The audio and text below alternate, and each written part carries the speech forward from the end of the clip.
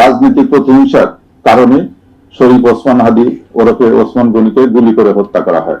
আমি প্রিন্ট এবং ইলেকট্রনিক মিডিয়ার সাংবাদিক ভাইদের নিকট কৃতজ্ঞ যে আপনারা বস্তুনিষ্ঠ সংবাদ পরিবেশনের মাধ্যমে আমাদেরকে অনেক তথ্য উপত্য দিয়েছেন, যার ফলে আমি এই সময়ের ভিতরে তদন্ত কাজ সম্পন্ন করতে পেরেছি। 12ই ডিসেম্বর 2025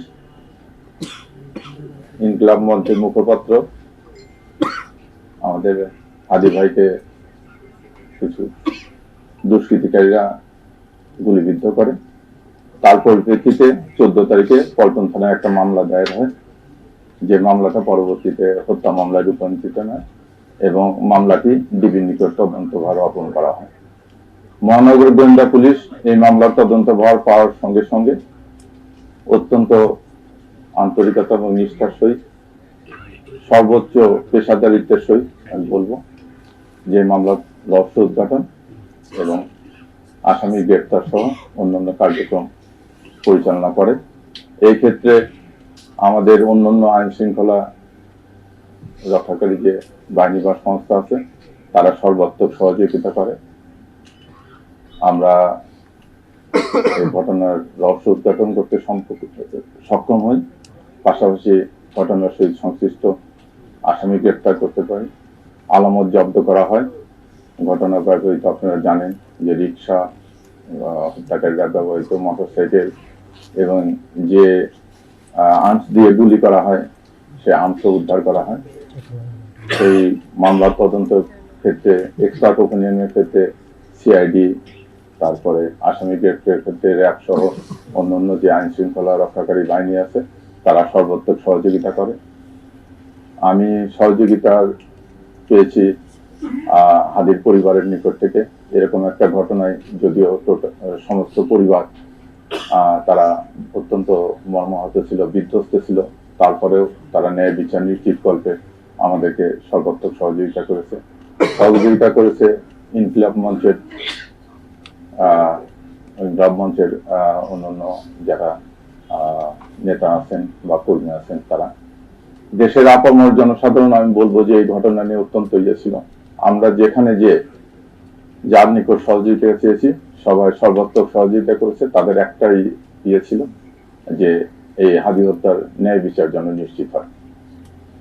আমি প্রিন্ট এবং ইলেকট্রনিক মিডিয়ার সাংবাদিক ভাইদের নিকট কৃতজ্ঞ যে আপনারা বস্তুনিষ্ঠ সংবাদ পরিবেশনের মাধ্যমে আমাদেরকে অনেক তথ্য উপত্য দিয়েছেন, যার ফলে আমি এই সময়ের ভিতরে তদন্ত কাজ সম্পন্ন করতে পেরেছি।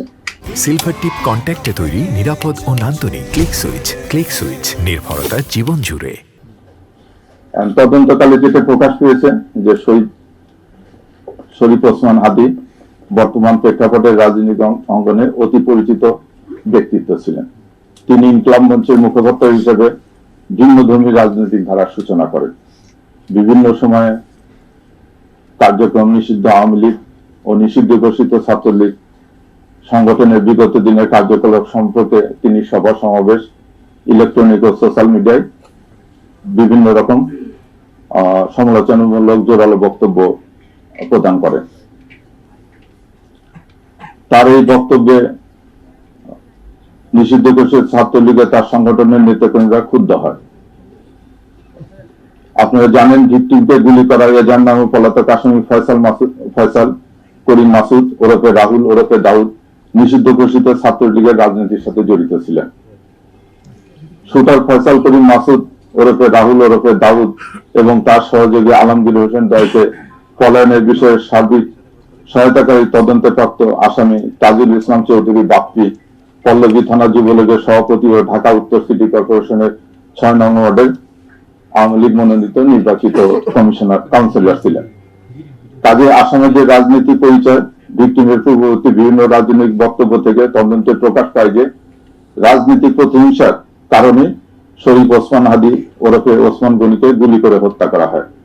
সার্বিক তদন্ত সাক্ষ্য প্রমাণে ধৃত আসামিদের স্বীকারোক্তিমূলক জবানবন্দি ফৌজদারি কার্যবিধির 164 ধারায় রেকর্ড করা হয়।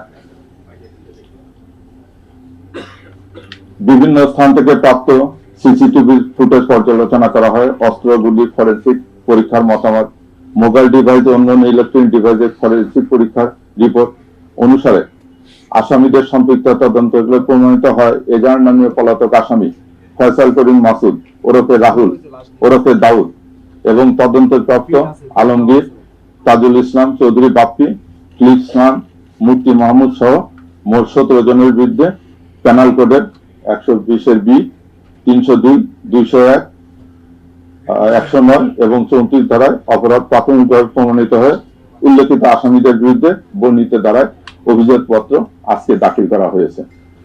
ভবিষ্যতে এই মামলা সংক্রান্তে আরো কোনো তথ্য প্রমাণাদি বা কারো সংশ্লিষ্টতার প্রমাণ পাওয়া গেলে বিজ্ঞ আদালতে সম্পূরক অভিযোগপত্র দাখিল করা হবে।